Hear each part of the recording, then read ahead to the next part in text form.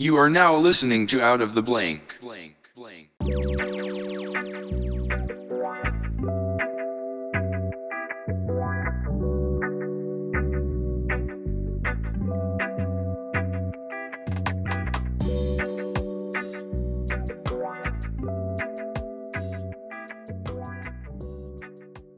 welcome to another episode of Out of the Blank podcast. I'm here with Michael Dolce. Dolce. Dolce There you go. Nirvana. That's what it is. There you go. So tell me a little bit about yourself and what do you do professionally? Yeah, so I am a writer, a podcaster, and a comic book publisher. I publish graphic novels, mostly my stuff, but looking to do some new stuff in 2020 and 2021. Now, what types of, all right, so we're talking about writing and we're talking about comic publishing. Now, is that where it started? Did you start off as a kid writing for comic books or? Yeah, I mean, so I actually have been writing and trying to draw, but I was an art student in college, so I always had the thought of drawing my own stuff. But a good friend of mine, sat me down, had a good lesson. He said, "Are you trying to do an art project, or are you trying to make comics?" And I said, "I'm trying to make comics." He says, "Find another artist," and it was good advice because my work was, while certain times could be very good, it wasn't good enough. I feel like I could never narrow down hands or feet. That's like the one thing I could never. Hands are tough. Feet are tough. Consistency. It's just consistency. It's like every single panel, I mean, has to be professional quality, and that becomes the hardest part, I think, about doing comics. But yeah, no, so I've been doing it since 2001. I did a self-published book back then. That was when I learned the lesson that I should probably reach out to other artists and work with them, and relaunched in 2006. Created a superhero character called the Sire. It's about a superhero forced by his own character to fight evil. It's kind of like having a spider sense, but instead of warning him danger, actually puts him in danger. And successfully self-published that in 2006. And I've been doing comics ever since. Did some stuff at Image Comics. Image is one of the bigger known comic book companies. If you've watched The Walking Dead, you've seen an Image Comics property. If you've seen Spawn, you've seen an Image Comics property. One of my first comics I ever read was a Spawn comic. There you go. And then a Kiss comic right afterwards. You know, it's funny. I actually got to do a artwork for a Kiss trading card set. Damn. Cool. My dad's a Kiss. He's a drummer for a Kiss tribute band that's played in like Baltimore and like all these like giant places. So I've always known my dad to be like, Peter Criss. Yeah. And, he has one of the original books, like where they used the ink on the first original 100 copies was their actual blood.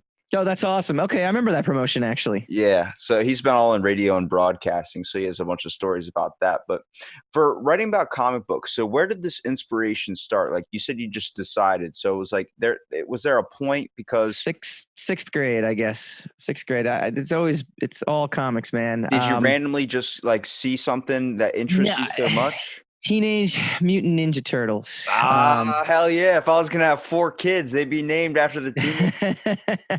First of all, advice, don't have 4 kids. I got 2 and they're little and yeah, don't have 4 kids. That's too many.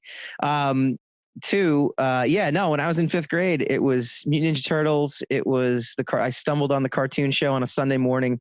My parents were sleeping in. I can't wait till I get to that day when my kids will allow me to sleep in. That'll be a great day. And it was on and it was on. And, it was funny too, because, we know the Mutant Ninja Turtles as this, huge like brand. But they were on a Sunday morning, 7:30 in the morning time slot. I mean, this was not something that necessarily was going to be as big as it was. And I loved the show. And then it took off. And then my friends were already making like Ghostbusters comics, just folding pieces of paper together and drawing and creating new adventures. And then we switched over to Turtles and I joined in and that was it. And I just celebrated, and I hate dating myself, but I just celebrated my 40th birthday. And one of my friends who I still have, I've known him since 2nd grade, just got me a copy of the Spider-Man comic that he handed to me. So 5th grade was Mutant Ninja Turtles, 6th grade was Spider-Man. And it was this one comic that he gave me to read. And he actually just gave it to me as a birthday gift, which was an awesome birthday gift. And I just fell in love, man. It's telling stories through pictures. It's I don't know. There's nothing better. There's nothing more fun. There's nothing more fulfilling or satisfying in life, really. I always like hearing the inspiration behind people, at least going into comics. I know a couple of people that podcasted with that own comic book shops. That's Um, cool. Mostly just the culture that's surrounded by it too, because at one point, way back in the day, and now you're seeing it change now, comic books were seen as nerdy or Oh geeky. yeah, You know, you get the classic stereotypical person with black rim glasses and pocket protector. Now you're seeing everybody that loves superheroes nowadays because of dude. how big. I tell my wife all the time. I said if I was 10 years younger and getting into the business now, I mean, I don't even know if I would have even met my wife because when I started out, and this is back in like '06. I mean, everything you just described is exactly who'd be at a comic book convention. If you had a girl at a comic book convention, it was either a girlfriend that was being dragged by her boyfriend who happened to be into all this stuff, or it just, you just wouldn't see. You just see Fat Spider-Man was the cosplay. That's who you saw. You saw Fat Spider-Man everywhere. That was like the big thing. And now we've seen it transform, and it's crazy, dude. It's crazy because you can see, it's not just women coming with their significant others, but it's, I mean, just from a physical standpoint, you'd be like, I don't understand. Like this doesn't make sense. Like this is something that you wouldn't typically see, but you see packs of different women now, and they're all fans. They're actually coming. Some of them are actually even dragging their boyfriends to come to these shows now. It's crazy. Do you think that's just because of the way acting and movies are being directed now, though? Because I feel like with some of the casting, when it comes to like Christian Bale as Batman, Hmm. whoever playing Spider-Man now, I'm not a fan of fucking Tom Holland. People say I look like him, and God, that kid just Similarities. but like Similarities. I definitely think that like, when you pick a famous actor or something, or you pick somebody to play a certain role. Oh yeah, let me see if that'll change your mind. Oh yeah. Oh yeah. Yeah. Yeah, I do look like him a little bit. Yeah. Yeah. Yeah. But I think it's when it comes Use it, to man. Use it to your advantage. I can't stand that man. Tobey Maguire will always be my Spider-Man. But see, that's the Okay. concept though. So if you look at Tobey Maguire, he's not a bad looking dude, but he's not a good looking dude. He's not like, 10-10, model style material. Sure. Tom Holland on the end is a little bit of model material when it comes to looks like he could play an Abercrombie and Finch. So I Sure. think when it comes to the popularity, when it comes to how comic books and people are getting so into it now, it's not seen as nerdy anymore. Is because now they're getting actors that are playing in multiple roles now. You got Hmm. Christian Bale that's playing in The Machinist. You got him playing in all these different types of movies where people are like, "Holy shit!" Like that's a good looking Batman compared to maybe the older, my parents' version. And Sure. I think that creates more people be like, well, I'm gonna, get into comics and dress up like them. It's like I'm not really Batman, but I'm Christian Bale. You know what? There's probably something to what you're saying, but I got to be honest. The big thing that blew up was cosplay. Cosplay has blown up the whole industry because now you also have a generation of people, and this is I'm on that cusp that can still remember like a rotary phone, and I grew up with a cell phone at the same time, and like I remember dial-up internet and I remember high-speed internet, and kind of came of age during this technology boom. You have a generation of people that a don't want to get rid of their childhood. They want their childhood to come with them. There's nothing wrong with that. Just point of fact. The costumes that these people make and they go to shows. I mean, that's the thing. That's we used to see again. We used to see people in costume.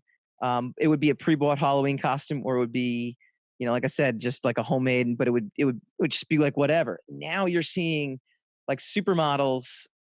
They make a living thanks to social media going to these shows, and social media plays a role in it too because I think people are striving for more social interaction.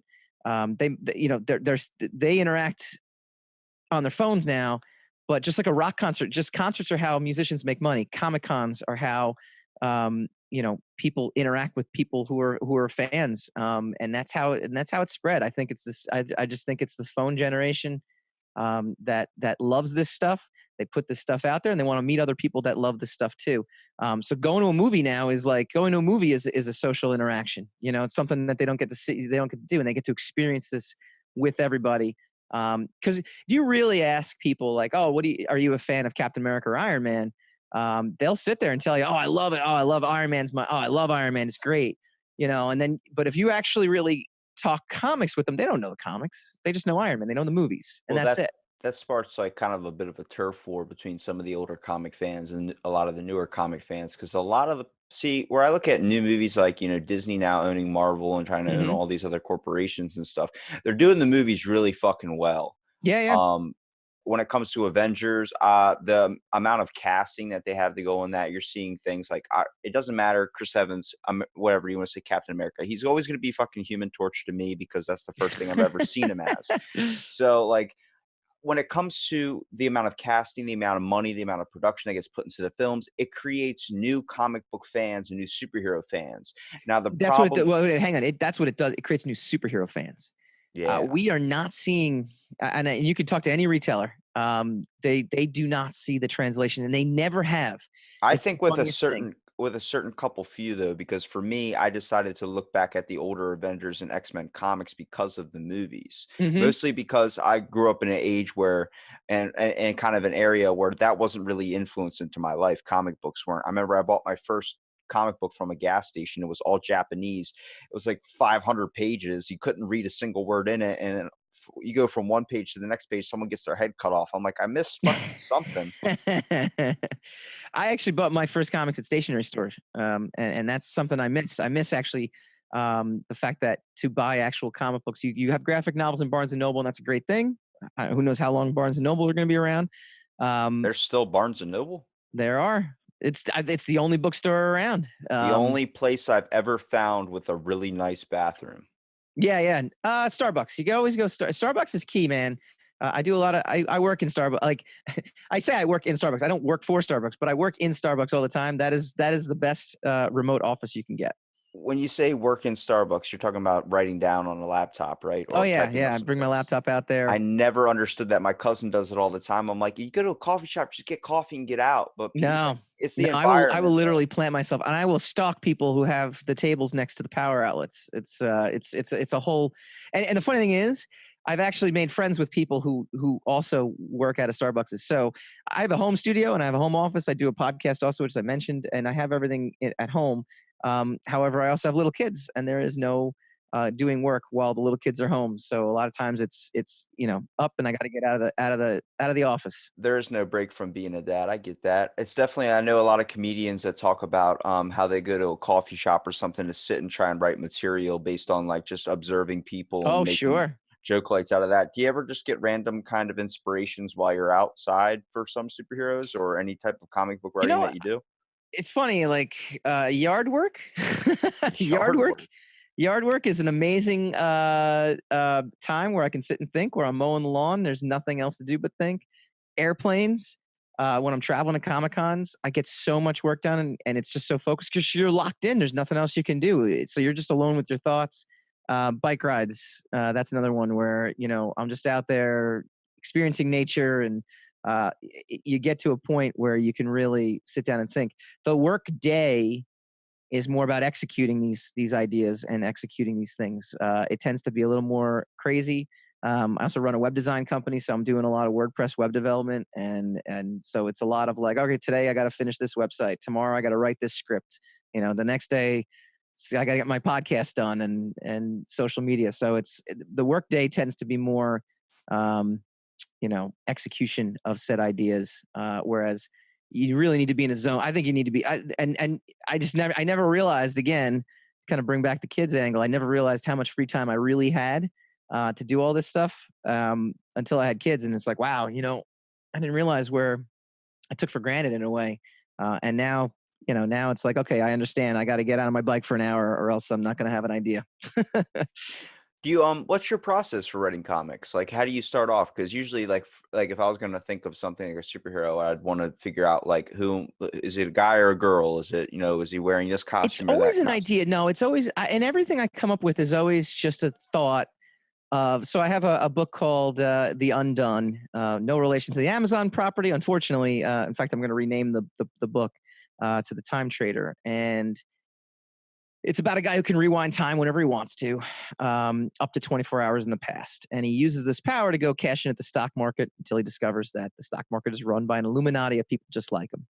That honed elevator pitch started with the idea of it'd be really cool if I get a do-over, right? Like, wouldn't it be awesome if you had the power to like walk in? And that's it was just a random thought. I literally was out there I was outside, I was having, lunch with a buddy of mine, and I was thinking about something I effed up somewhere and I can't remember. I'm like, man, it wouldn't be great if I could do that appointment all over again, or couldn't, I could have had that job interview all over again, or I could have had this all over again, or even, you know, oh man, I said this to a girl and I should have said that to a girl. And then I was like, that's kind of cool. And then you start building a character around that. And then you go, okay, well, what's this application? And then this is my process. What's the application of the power? And then I go, okay, what's the limitation of the power? Because if I could just rewind time anytime I wanted to, well, where's the conflict? Where's the story? That's how I usually do my would you rathers. Like if you're gonna choose teleportation, you can only teleport like once a month, or teleport once, or you can teleport somewhere but then can't teleport back. Right.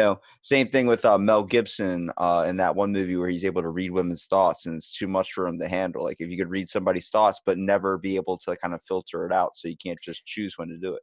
You watch Black Mirror on Netflix? Every time I say something in a podcast, someone says, "Have you watched Black Mirror?" And I've never seen it. You got to see. I haven't finished the whole thing, but I just watched one of the episodes, and it's all about blocking people on social media, but in real life, like it's something you can actually block people in real life. Isolate. Yeah, so it's kind of similar to that, where you have this.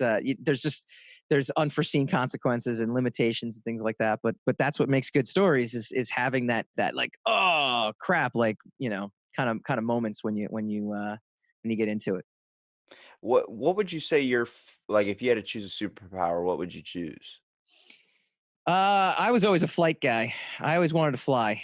What happens if I was always the need. Like I always wanted to climb mountains, and like I love hiking, and I love getting to the top so I can see everything. And flight would be it. But I guess theoretically you could go the Magneto route and have magnetism, because then you could fly and you could do all kinds of cool things.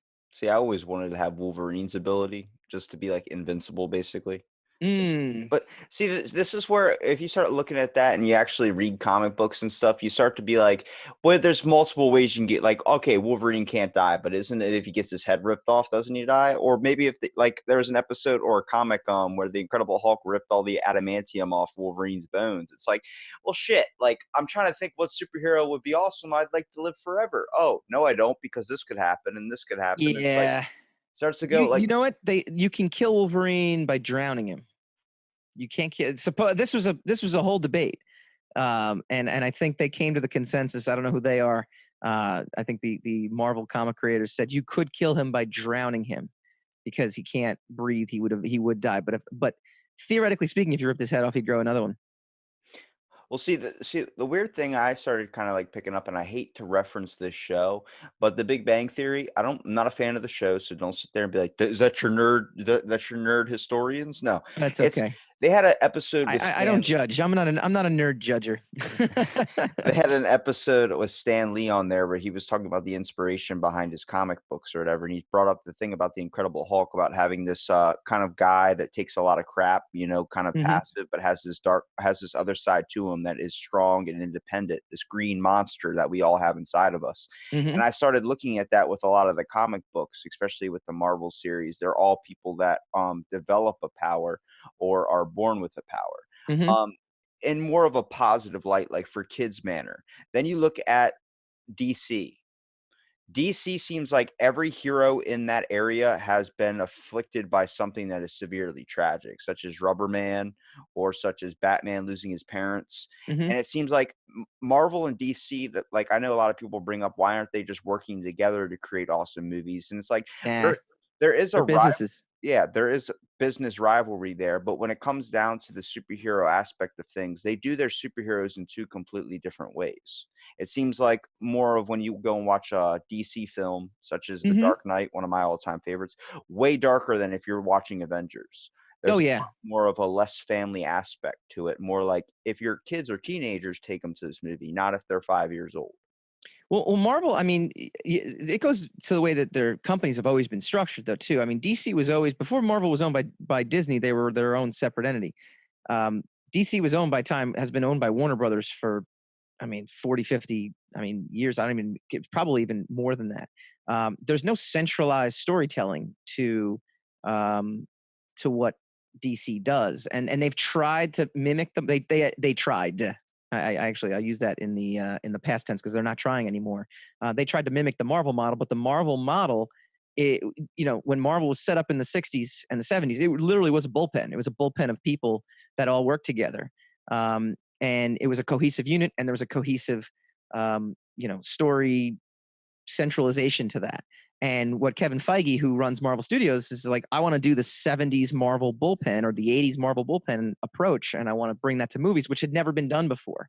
And so you had one voice kind of steering the ship. And DC has that in the comics now, and they've had that for the past 10 years, and they're actually more fan friendly when it comes to the comics. But the movies is Warner Brothers, and it's a bunch of studio executives. And I do screenwriting as well too, and I have a good friend of mine who we had co-created a book at Image Comics, and he tells me he's a director out in Hollywood, and he's gotten to direct like The Rock and Tom Cruise and all these really big guys, and it's great. But he tells me these horror stories of studio executives. They really are as bad as you heard or you picture. And he says, yeah, I've been in pitch meetings, and they'll just it'll be a room full of people that have no creative bone in their body, being like, I like your idea. Could it be completely something different than what you're saying? And Yeah, and it's that's because they have a template. That's the problem now. Like, I had a couple film critics actually talk to me about this. They said that the problem with movies that are getting pumped up now, the reason why it is so popular is because it sells tickets. They work off a template. Like a superhero movie obviously works off a template.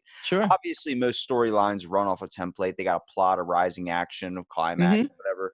But it seems like they have something that works. It's like fucking Call of Duty. Like Call of Duty is the same thing, Yep. just with extra add-on stuff. Like Yep. literally, they pump out a whole new game every single year, and that's what superhero movies are starting to become now. Where now they're just going to keep pumping out things as long as they keep throwing out actors and all It's these other things. Well, here's the thing. It's the thing it's the only thing making money right now, and that's that's the harsh reality. I think that's why Martin Scorsese was so pissed recently. Is he's talking about how it's damaging true artwork, but it's not. I mean, it's just the only thing that's selling. Look at the bottom line, man. All this stuff it's and you know what? I never really thought about it until I owned my own business.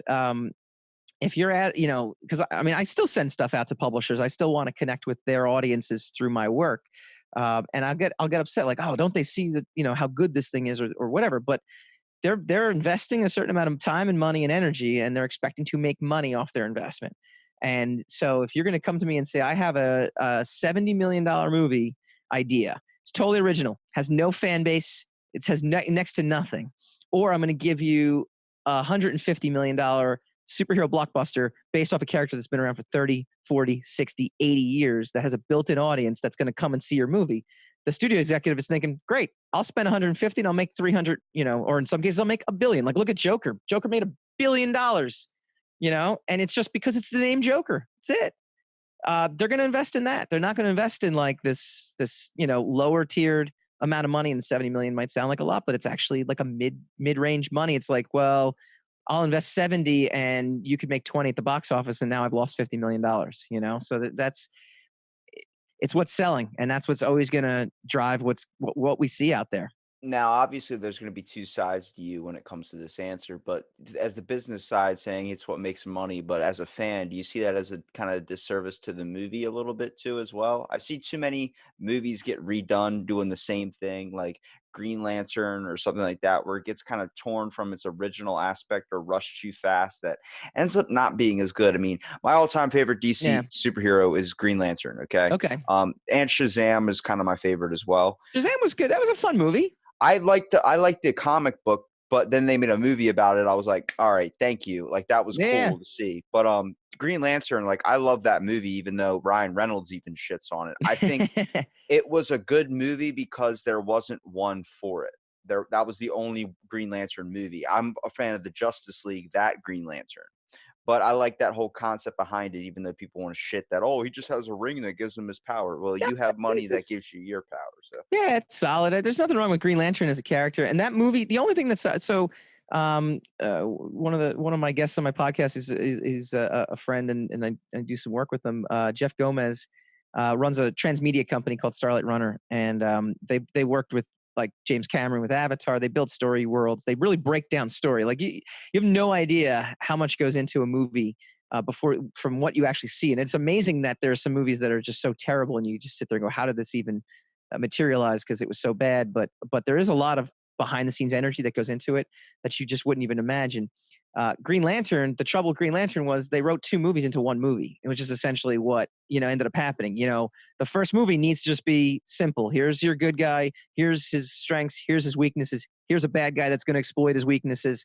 Good guy needs to overcome bad guy. You need to like good guy. Good guy succeeds by the end.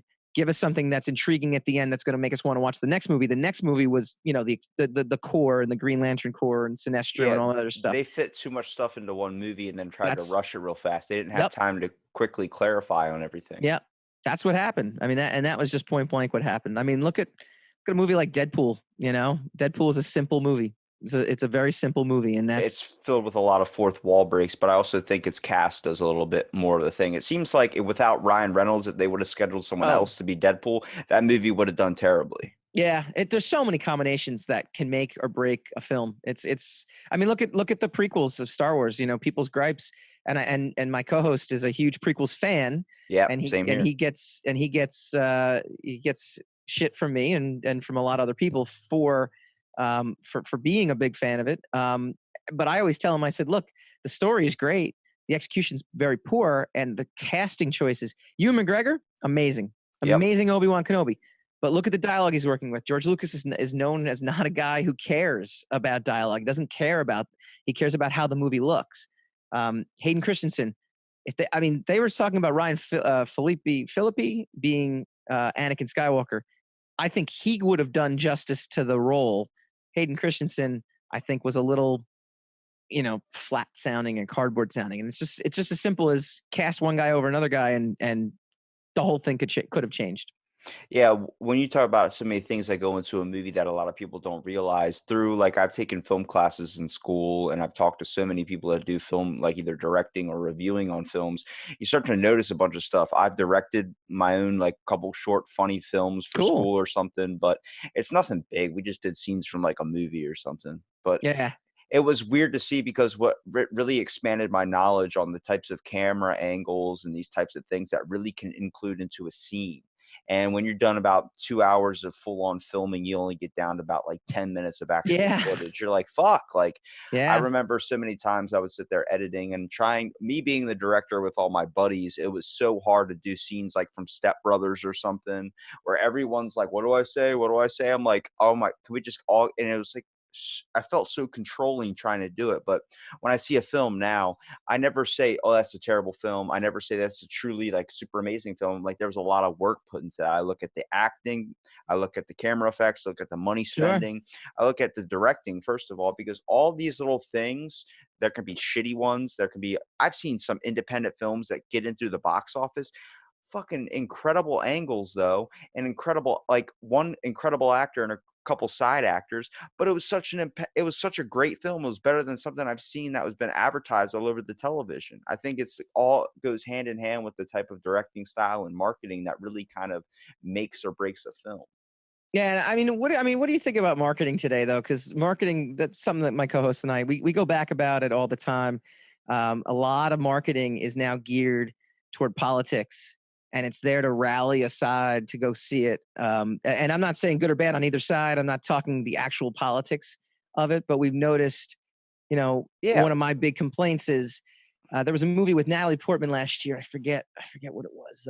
Annihilation, I think it was called, or something like that. And it was an original idea, and it was supposedly got great reviews.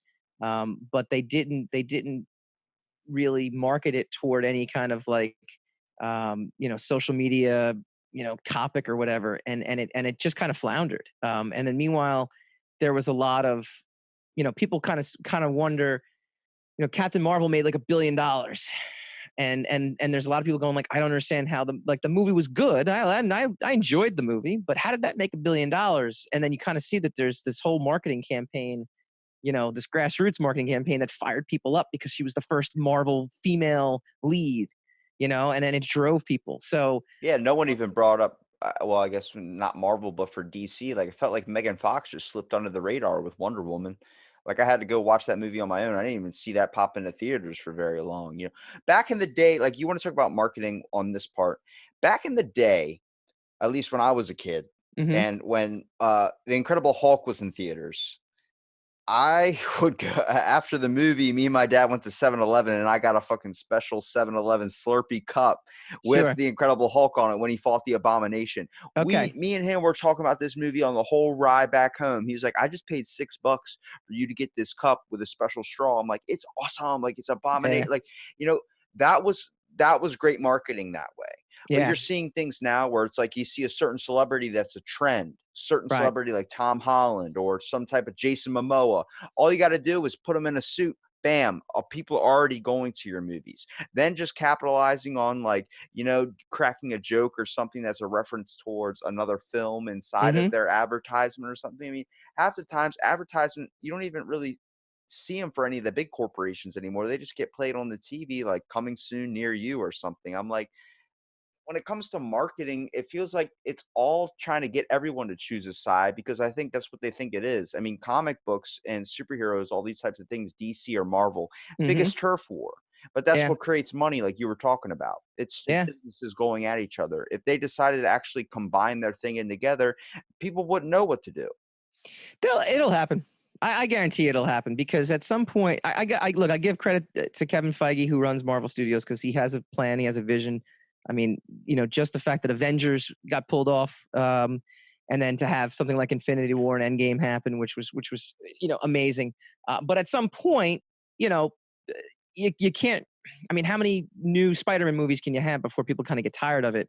You're going to There's have to already come up been with something. three. I mean, there's already been three, and one of them was the Oh, worst, I there's think. five. Actually, no. There was five before.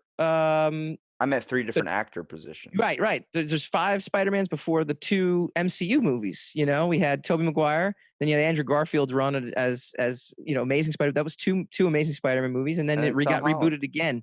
Yeah. So I mean, there's been seven. There's been seven Spider-Man movies, and there's going to be an eighth one. Well, I meant the three total actors on Oh yeah, yeah. Spider-Man. Well, Yeah, I mean, just in general, like, Andrew Garfield, everybody just wants to forget because it was like oh the yes, worst thing. And I was like, they changed up the storyline on it all. I he definitely was the thought best. He was the best looking Spider-Man in his costume. I feel like he looked the most like Spider-Man. that's true. See, Tom Holland reminds me like when I see him in the costume, I'm looking at someone that's still a child. But when you Yeah, see, first of all, Tobey Maguire though, that man was like 30, making you think he was 17 years best Peter old. Parker. Yeah, Best Peter Parker. overall. And a lot of people give Spider-Man 3 shit too, but I'm like, they didn't play Venom right, obviously. The new Venom movie was pretty badass. They definitely changed it up. I love that concept. Spider-Man 3 is exactly what we were talking about though when it came to studio meddling because that's where Sam Raimi is not a fan of Venom. Didn't like Venom. He wanted to make a Sandman movie. He wanted Sandman to be the villain. The studio execs are like, Venom is hot. You got to do Venom. Venom, Spider-Man. We need Venom in this. We need Venom in Spider-Man. Everyone, the fans want it. Do it. And he says, all right. And you could tell he had no love. He had no love for the Venom character, but he jammed him in there. And the result is the reason why everyone kind of shits on Spider-Man 3 because it's just, it didn't gel. There was no reason to have both villains in there. Yeah, I Um, feel like they shot more with Sandman anyway. yeah.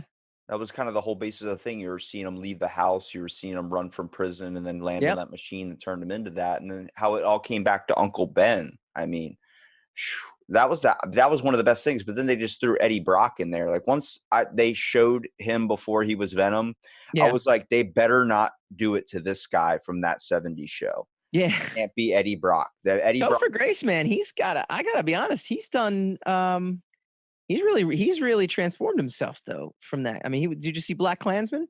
I did, but he's I always mean, going to be Eric yeah, Foreman. yeah. Every time I see him, I'm like, "Where's your dad telling you that Yeah. he's gonna, my foot in your ass?" You know what I Yeah, mean? that's right. But That's right. see, I also think that was the same thing. Like when I see Captain America on screen, Mhm. it's different because I'm like, Chris Evans is Human Torch. Mhm. I just got to the point now after seeing all the Marvel films where I'm like, all right, he's Captain America, even though I really want him to say Flame On. But now he's not Captain America anymore, and they passed the shield down, and I'm like, Right.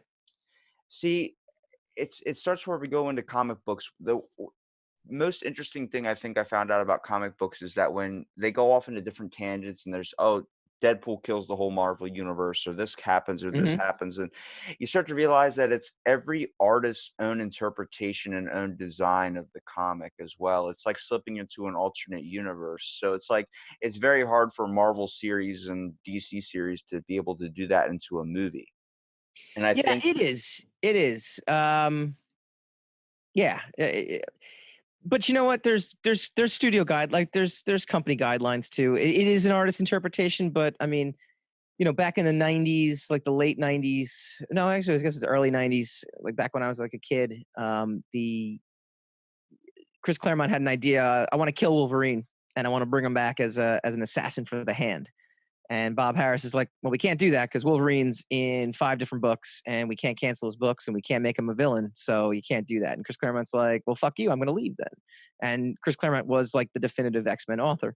And so he left. So there's certain things you can do, and there's certain things like you might never get to do. And now, I mean, Joe Quesada has been the editor in chief at Marvel for a long time, and he's been more open to different ideas. So it's not just the artistic vision; it's who's in charge and how lenient they are to allow different interpretations.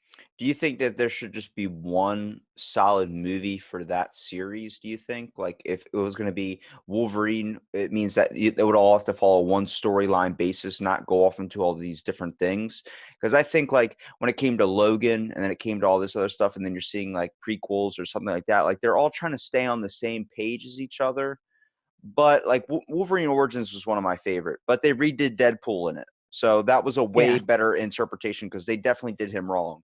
But they showed Wolverine Origins is a horrible movie. well, It's just horrible. that's one of my favorite ones because it was the only one that showed him and his brother. Like it Yeah, because his brother was badass that I thought should get his own movie, just on the concept of like when they're going through the wars in the beginning, like War of sure. That 1812. was one of the best trailers and opening sequences in I movies. I bought a cup off 7-Eleven for that shit. There you go. Just There but you go.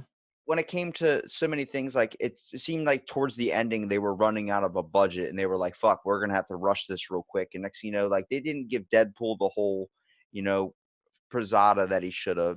When they had Wade Wilson or whatever in the beginning, like with the sword slicing up bullets, and they're breaking into this thing in Africa, like that was amazing. They spent a lot of time with it, and then Hmm. towards the ending, it felt like they reached a cutoff point. We're like, we're already at 2 hours. Like maybe we should try and wrap this up in like 10 minutes. Fantastic Four was like that too. The Josh Trank one, where I actually enjoyed the first half of that movie, and then I feel like the second half they ran out of money, and they also just didn't know how to end the movie, and it became really really bad. That was the newest Um, one, right? yeah, they're gonna. I mean, look, Marvel's got it now, thankfully. So Fantastic Four will get rebooted, hopefully, and done correctly, hopefully. But I remember that movie, and I remember watching the first half, thinking like, I don't understand why everyone didn't like this movie. This seems pretty good. Okay, all right, yeah, they don't know what they're doing now at this point. Yeah, they just It's just really funny concluded how it things really, can really fall apart fast. like that. I Yeah. definitely think like with the thing, like the type, like I like the original Fantastic Four better than the newer one, but with the CGI and the stuff that technology is coming now, it made it a lot better redone. I mean, the thing actually looked like Oh the yeah. thing. Like Yeah. before, it was kind of hard seeing them because like Horrible. it That was first like one was horrible too. yeah, but see, the weird part about having CGI now and all these types of like amazing effects that we can add into films, it cuts the story a little bit too. Because if you notice, the original Fantastic Four, in my opinion, was better.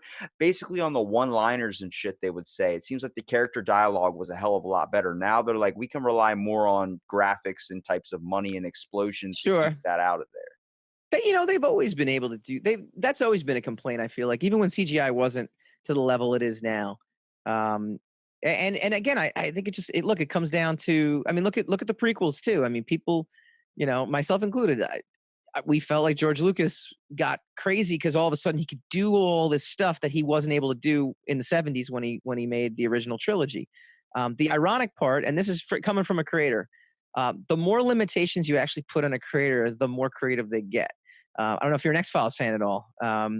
Gillian Anderson, season 2 of X-Files, and Fox wanted her out. Fox didn't even want Chris Carter to cast Gillian Anderson as Scully, to David Duchovny's Mulder.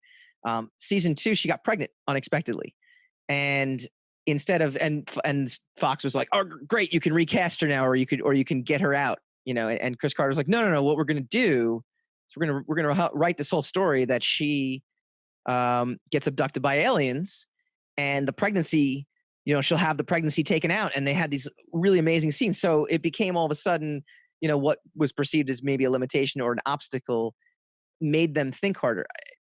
What I think made the original Star Wars trilogy so great is that George Lucas is like, well, how the fuck do I do this? Like, how do I make a space speed battle? And if you read any behind the scenes stuff about Star Wars, or do any documentary, or watch any documentaries, the original editor to the film, he fired the editor because he's like, this is awful. Like, all the stuff he shot looked horrible.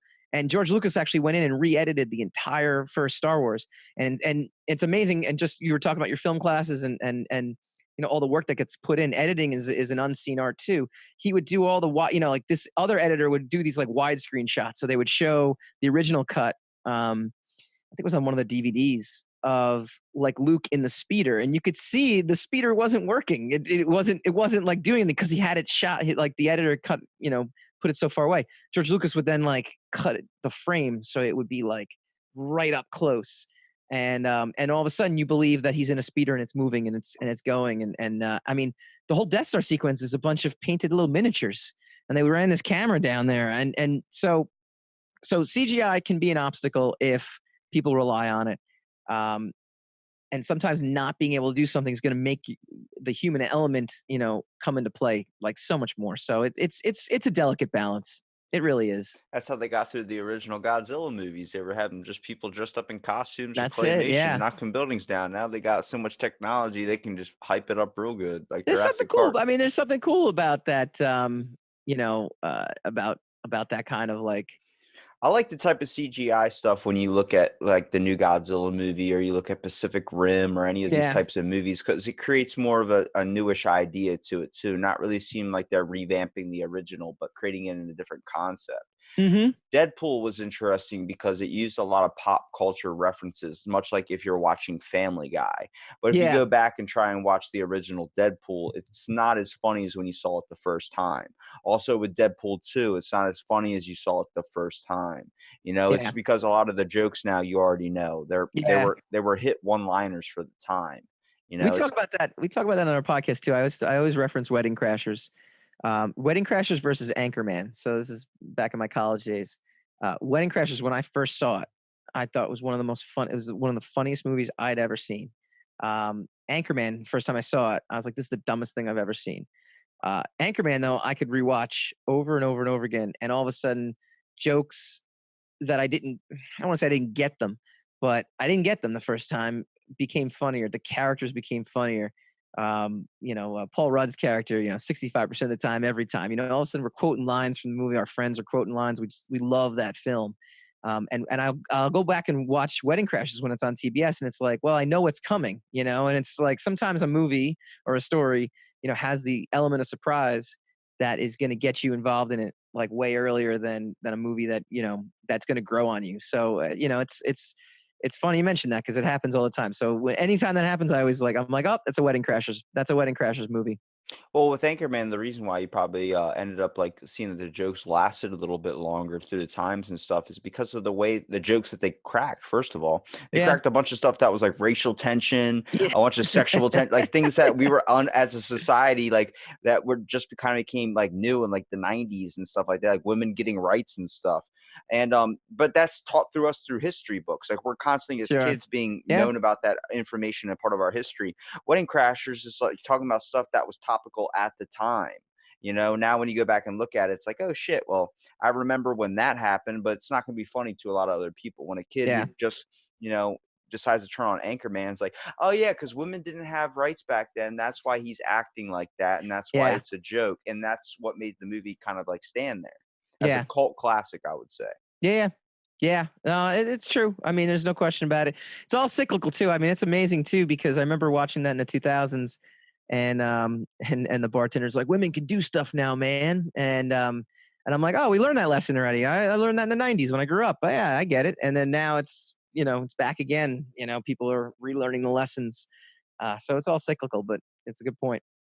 Now, do you kind of see that like with comic books, like where do you fall on? Do you fall on the side of Marvel? Do you fall on the side of DC? I was always a Marvel guy because Marvel was could be me. Peter Parker was always and I think a lot of Spider-Man writers miss this now, and I think it's so important that they do this. It's not that he's Spider-Man, it's that he's Peter Parker, and people forget that. But Peter Parker was trying to have a normal life. He's trying to get the girl, he's trying to keep the job, he's trying to pay rent, and Spider-Man always gets in the way. The responsibility always gets in the way. And anytime I read a Spider-Man where they focus on him being Spider-Man, I'm like, no, you missed the boat, man. He's out there because he has a duty and he feels like he's got to do it, but he's a 25-year-old guy, or depending on whatever, if it's Ultimate Spider-Man, he was a teenager or whatever.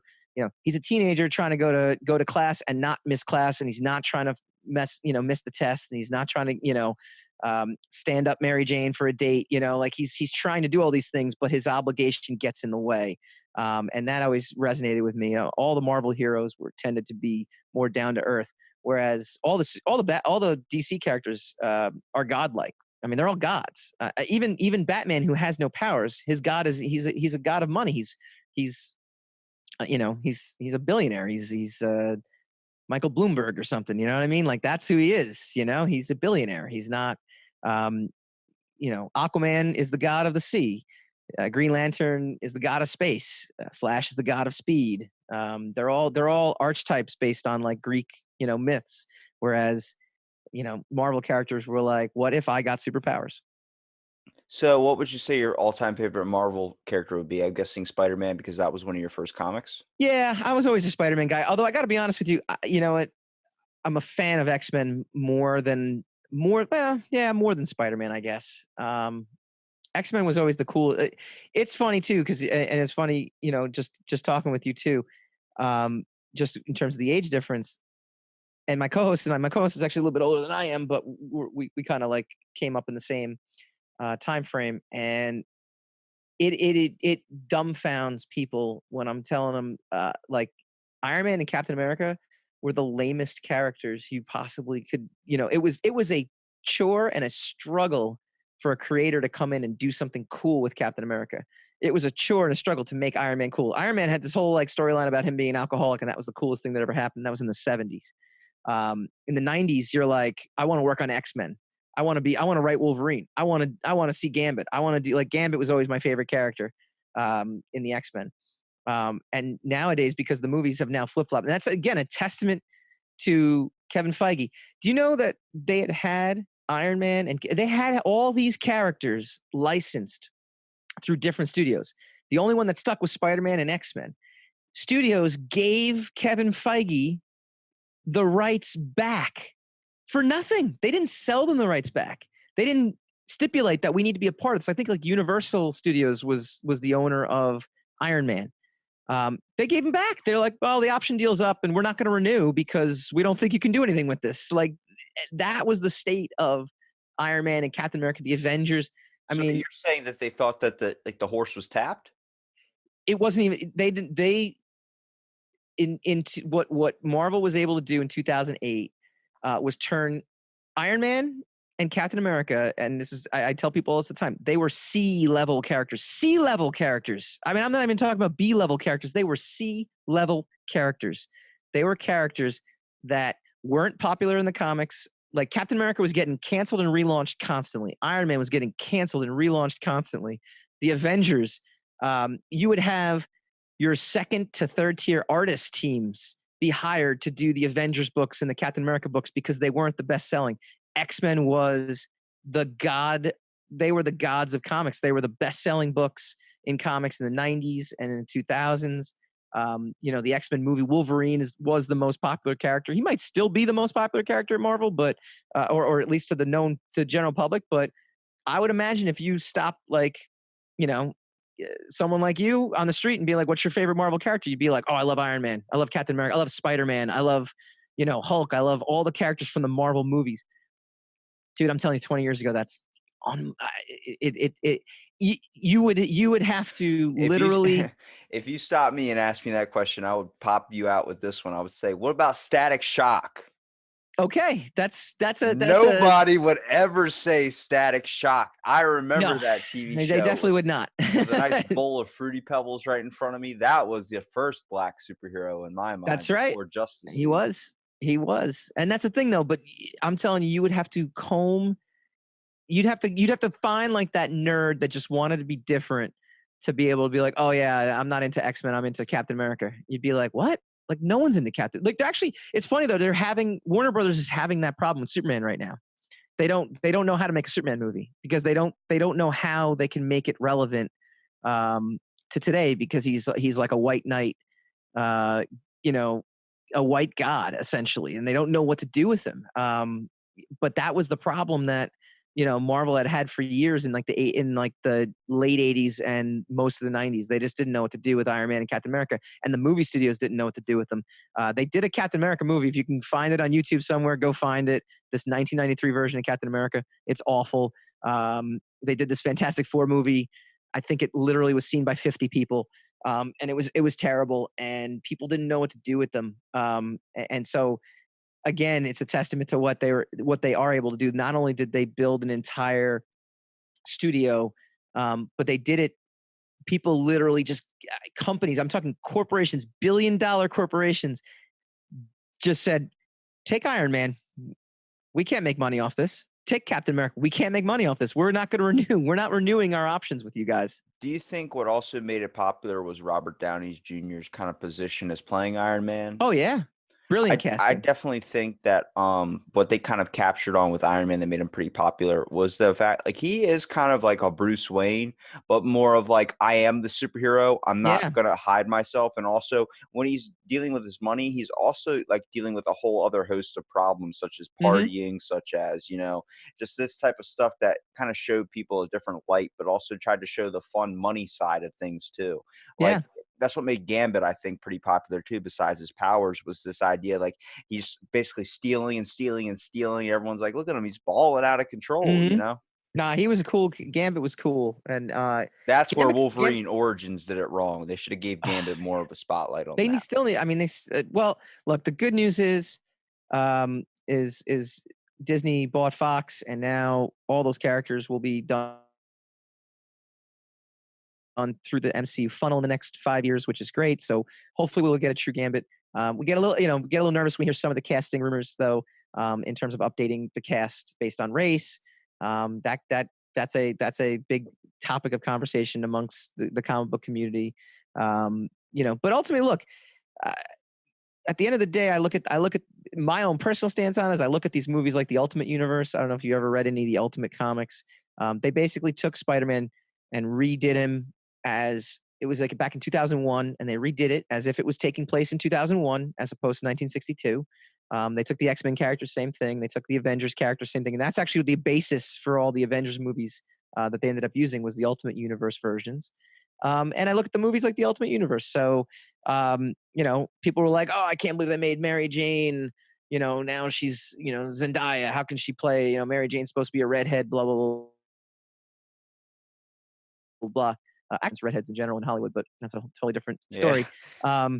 But look how good it turned out, and it's great. It's a great rendition. It's a great version. So as long as they never seem to miss on the casting. Chris Evans, you even said it. He was your Human Torch, right? Yeah. I rolled my eyes when I was like, Captain America, really? But now they kind of forced it down your throat to the point where No, like, but all it's right, he's great, Captain dude. America. Like he's great. He is Captain America. He's great. I remember watching the movie. I'm like, this guy's great. I can't believe it. He's that's it. He's Johnny Blaze, man. That. What That's about dark-haired Chris Evans. okay. Dark-haired Chris Evans is good. That's Blonde-haired.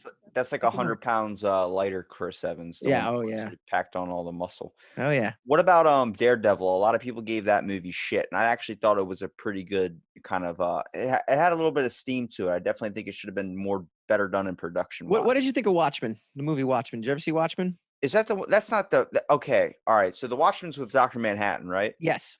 Fuck, man.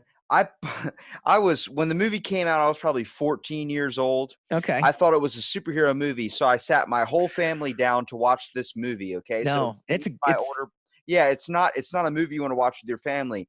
Not even in 20 minutes into the thing, fucking the girl's having sex with this giant blue guy, and my brother just looks over at me, and my mom and dad are like, "Oh my god, cover your eyes!" Like do the thing Yeah. where you try not to Yeah. look through your fingers or whatever. My brother's like, "Good movie pick, Robbie." I'm like, "I just saw a dude that was shooting people, and I thought this is what it was." Yeah, no, it is a psychological. So it's based off the graphic novel. The graphic novel is, in my opinion, and in many people's opinions, the greatest graphic novel. So if you haven't read it and you're a fan of comics, please go and read it. It is amazing, and it is a psychological take on, and it basically kind of, well, it's two things. One, it is the question about how we could ever truly achieve world peace, and but it's also a character study into, you know, people, you'd have to be really messed up to put a mask on and go out and fight crime. There's no two ways about it. The best part about that movie was the character development throughout that thing. Oh yeah. From the beginning with like the smiling guy, him, the comedian, how he's just Hmm. lighting like in Vietnam, just lighting fires and stuff, and then later turning going against his own people, showing an alcoholic dark side to him, and then Sure. a little bit of remorse at the ending, and then like with Yeah. Rorschach just being this badass detective that didn't give a shit. Like he shoved a midget in a toilet. Yeah. Like that stuff was insane. Like that was Yeah. a way dark side compared to DC and Marvel. That was Oh just yeah. Well, it was as realistic, especially, and it came out in 1986. The graphic novel, it was as realistic as you're going to get, in terms of, or was it 84? I don't remember. But anyway, it was in the 80s.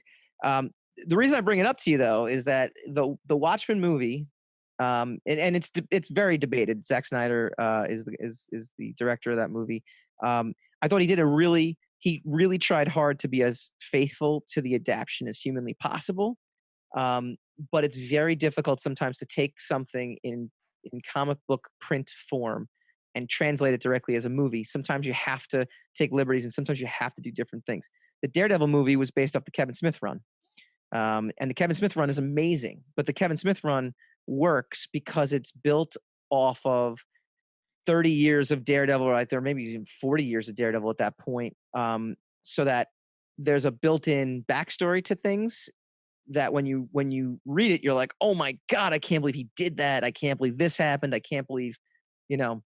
And the Daredevil movie tried to do that, but it's also trying to set up future movies, and it's also trying to introduce you to a character that you've never seen before. The Daredevil TV show did it much better because they had 12 episodes to learn who Matt Murdock is, who Karen Page is, and they took liberties. They didn't pin it to one specific storyline or story arc. They were able to kind of expand it. So it just was a case of it was trying to pull from really great source material. It's really difficult to translate source material sometimes to film.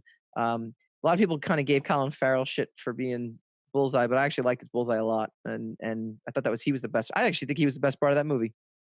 I think what you really kind of gave me here is a little bit more perspective on the fact that like a lot of these movies that seem like they get rushed or something is because they're not meant to be one movie, they're meant to be a few movies, Yeah. such as the Green Lantern. That was a whole new insight on that movie that really kind of you start to look at like, yeah, they should have did this in parts. Like I'll never forget Oh like yeah. when they're doing the training sequence, I wanted to see him create more shit. He Yeah. didn't Yeah. anything. He did like Yeah. a good 5-minute training session, then was like, all right, I think I can handle Earth's problems. I'm like, bullshit. You're using a race car track to stop a helicopter from flying in, which I mean, cool idea, I guess, but I would have created so much better shit. Like it also what made The Watchmen really, really powerful was the time period it was taking place and the type of realistic type things that it added into like our actual history, such as Richard Nixon, such Oh as the yeah. Manhattan Project, such as those types of things. But also another movie that does that pretty good, Guardians of the Galaxy. Not on the basis of historical events that have happened, but on the basis of the music that gets played. Bringing a more retro vibe. I find like one of my favorite games, Fallout New Vegas. I don't know if you've ever played that or Fallout 4 in general, just that whole Fallout series. It's supposed to be a post-apocalyptic wasteland, hence all the photos behind me. Those are all from the game.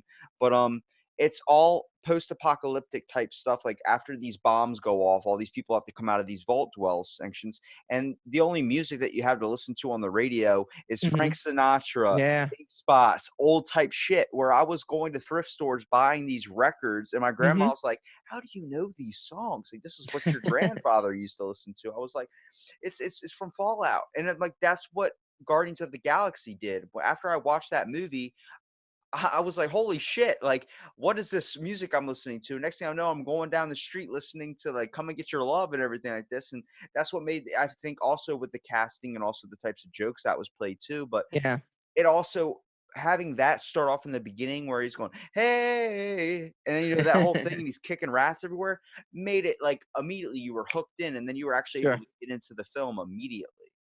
I actually think it's funny though. I read this article. My wife sent it to me, and she said it was like, because we keep complaining like time keeps moving so fast. And we always think it's like social media and the phone. And it is, but it's also the fact that time has no meaning anymore. Um, and this article kind of went into detail, and I thought it was really, really a good perspective. When things happened, they happened very linear in a very linear fashion. When you'd watch TV. If something was to happen, if there was an event, you had to be in front of your TV at 8 o'clock on a Thursday night or whatever it would come out. And if you missed the event, maybe you had a VCR, maybe you recorded it, but for the most part, that was it. And then it moved on. You talk about it. It was a big event. People would gather around. They would talk about it because there wasn't as much media and it wasn't as much, whatever.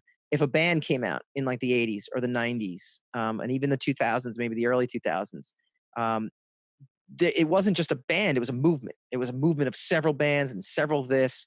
And then that movement would come, it would linger for a good, like grunge. I grew up on grunge.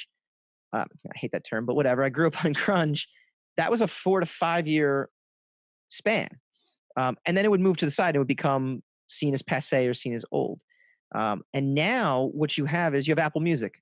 You have every single music that's ever existed. Like, there's no need to create, movements, because at any given point you could listen to Frank Sinatra, like you said. You could listen to Pearl Jam. You could listen to the Beatles. You could listen to, Dr. Dre. You could listen to, any, Wu-Tang Clan. You can.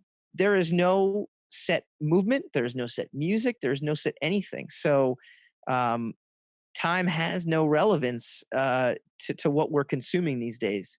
And so something in Guardians of the Galaxy, like you said, all that music is completely new to you and it's accessible. And that's something you were saying. You go to the thrift shop. I'm like, really? You'd go to the thrift shop and buy the records? Like, wouldn't you just stream it off YouTube? Hell nah, man. I'm all about that vinyl. I got That's records all good though. posted up on my wall. Hey, man, dude, I go to thrift shop. Like today, I went thrift shopping, dude. I got this sweater for $1, man. That's Like, great. it's all about like I'm a big money saver type person, so I can Mm-hmm. go and like buy shit I actually want to buy. Yep. And that's one thing I learned. Like, you start pulling stuff like that. You see older people start to do, or start, like my grandparents going thrift shopping, or my parents going thrift shopping to get a couple things. Oh, not knocking thrift shopping, actually. I'm not Oh, yeah. knocking thrift shopping at all. I'm just saying that in order to get the music, like, wouldn't you just have gone to YouTube and just like played like, oh, what were they, it's like you have instantaneous access. I have instantaneous access to every single album I've ever bought. I still buy albums. I still Yeah. enjoy the idea of owning something, and I do enjoy the idea of I like the art on it. yeah. I mean, I love that. I actually love still getting CDs or and vinyl records and things like that. I still love that tactile experience to I it. got a Bill Cosby record hanging in my room that says "When I Was Young" or something, and I just look at him. He's got the young Amazing face to him, comedian. and Amazing comedian. I'm just looking back at him like, I wonder how Not a long good all person. that was going on. Yeah, Yeah, not a he good took person. he took literally all the Little Rascal shit, like bought it all, so you can't play it anymore. That's funny. I Isn't didn't that know that ridiculous? actually. If you look anywhere, you can't find anything Little Rascals. He bought the rights to it, and he got every Oh, last copy of it and everything. I think if you got a certain amount of merch that was Little Rascals, that's it. It's not getting made anymore. There's none of that shit left. I'm like, damn, yeah, he did that with Fat Albert too. yeah. No, that's fine. Yeah, that's I Keeping it didn't know out of the that. comic book world. No, well, I guess so. He was. I mean, have you listened to any of his specials though? His specials are amazing. Like, Dude, I love all that stuff. I look at him, I'm like, yeah, not a good guy, but your comedy's good. I know. Dave Same. Chappelle talks about that all the time. I love his specials too, because I mean, it's tough, man. How do you separate the art from the artist? It's tough. See, that's a comedian thing too. Like I'm a big comedy fan for sure, but when it comes to his recent special, Dave Chappelle's, it comes down to the fact of attacking what he called hate culture. And I think that's what we were talking about earlier with movies too. It's like, is that going to work for this time period? Is that, is Hmm. this superhero going to be able to do it this way? Because you have to pay attention to what's going on in the times as well. Like if you put out something that could be a certain offensive to something, yeah, it might make the story in the movie a little bit better, but some people are going to get offended by it. And I think like where you see Comic-Con, like back in the day, not really even back in the day, like a few years ago, people were just getting offended thinking it was an anti-gay thing, to start riots up in front of Comic-Con. And I'm like, it's someone's trying to express themselves in a way they feel like they want to express themselves, you know? Yeah, it's well, I'll tell you, man. It's funny about today's society though too, is because again, growing up as a teenager in the '90s, I lived all this stuff. We didn't have social media. That was the difference. But all the same, um, ideas are happening. The other thing too is that people, you know, every generation wants to kind of put their stamp on something. And in the 2000s, I mean, we were at war, and so everyone's attention was really focused on war. And I'm not saying we need another war because we don't. Um, but that's what ended up happening in the 2000s. That's what kind of did away with the political correctness conversation in the 90s. Is that all of a sudden we had terrorism, and then we had a corrupt administration, and then we had, the economic collapse, and people had things that were more prescient in their time. As we've gotten better, as the economy got fixed, and people's lives got more stable, the conversations now circle back to the same conversations we were having in the 90s. And PC was a big thing back then, and PC is a big thing now. And one of my favorite shows though is South Park. I can't recommend people watching that enough. People go to, oh, that's still on. It is Dude, still on, and it is still amazing. Trey Parker's a genius. He has this whole scene in one. It was three years ago. He did this whole PC principal arc, and these farmers were, looking at PC principal, and they're like, "That PC? Yep. What happened the last time? Yep. How many years did that last? 8. All right." And it's true. And people are going to get tired of PC just as much as they were getting offended. So it's all cyclical. that's one of the shows that still slides under the radar today. People talk Oh about it, yeah, but no, everyone's like, it's old, so we can't really do anything about it. It's been on for too long. yeah. I had a bad first impression of South Park. My first episode I've ever seen when I was a little kid was what's it, the Saddam Hussein movie episode things. Oh, the movie was amazing, dude. That one fucked me up pretty bad. I was like, I don't want to watch this, man. This is too much. Yeah, no, the movie was awesome. They play some good concepts though, but it is like we're saying, like it is older, so a lot of people aren't going to mess with it. Same thing with Family Guy now. They do crack Yeah. a lot of stuff that could be considered if it was a new show, anti like culture and stuff. There was a show that recently came out, or actually it was like probably 2 years ago, or about a year after Brickleberry with Daniel Tosh's show that got canceled. Oh But yeah. Okay. there was one called what is it? Border Town, the one with the Mexican there was basically like this California type thing or whatever. It was like right on the line of Mexico. So it was like this one town that was right with border control.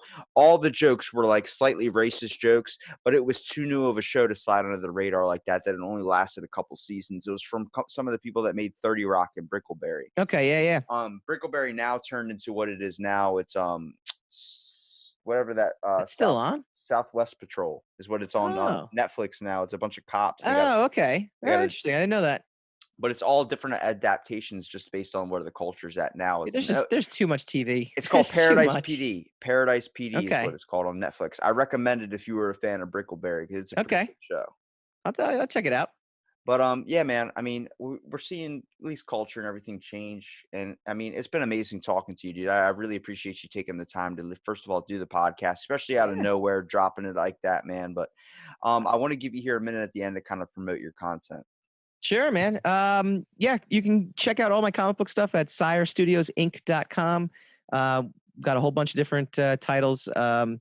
Book called The Mainstream, which was just published through Zenescope Comics. It's about an interdimensional police force policing alternate realities, keeping bad guys from other worlds from getting into ours.